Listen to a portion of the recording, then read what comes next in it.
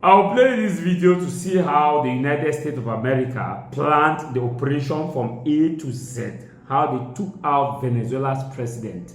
This report, I'll play it to you so that you see how this was done coordinatedly. Watch this report.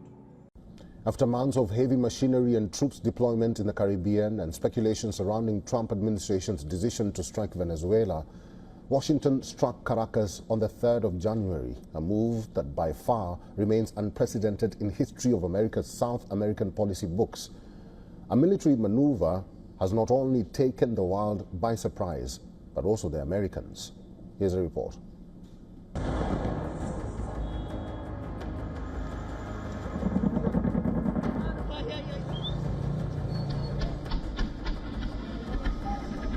On the last day of 2025, Washington's elite army commandos were on standby in the Caribbean region, waiting for the perfect opportunity and the precise moment to storm an armored safe house in Caracas to capture Venezuelan President Nicolas Maduro and his wife.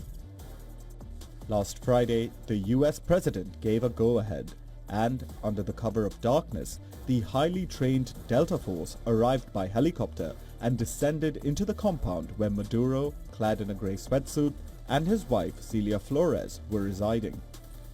The chairman of the Joint Chiefs of Staff, General Dan Kane, confirmed the move, speaking about Washington's absolute resolve. Over the course of the night, aircraft began launching from 20 different bases on land and sea across the Western Hemisphere.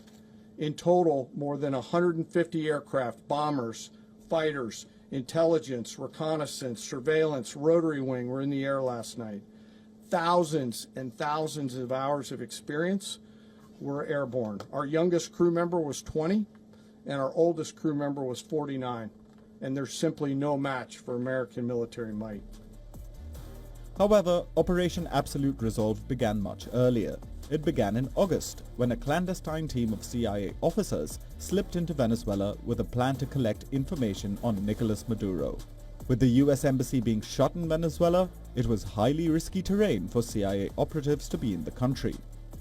General Dan Kane said that US intelligence reportedly tracked every single move, from where Maduro ate to where he moved around, his pets, and his family.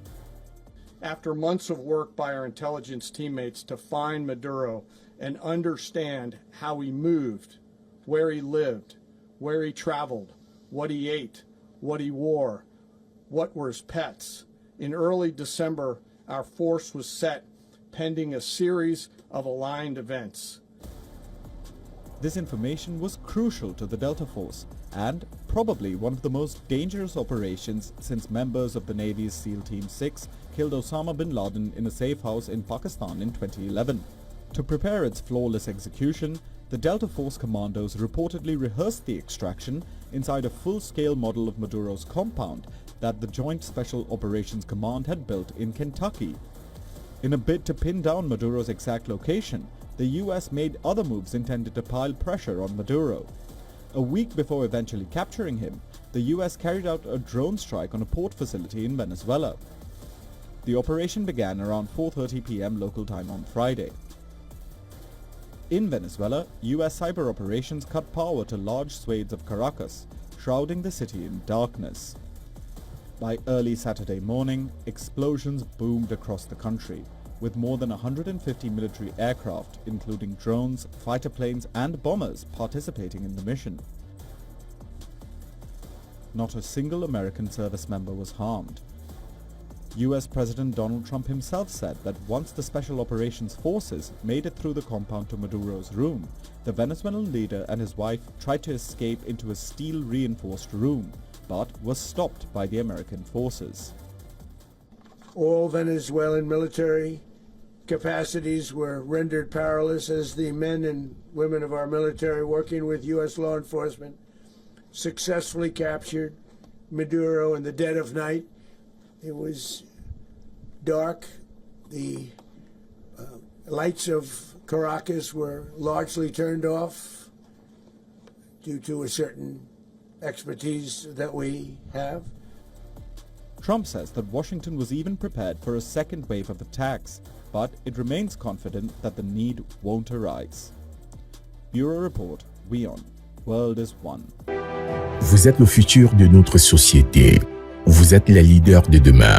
Vous êtes les innovateurs de la prochaine génération. Nous sommes là pour vous aider à réaliser vos rêves et atteindre vos objectifs. Bacheliers, devenez les architectes de votre avenir avec l'Institut universitaire du Golfe de Guinée de Douala.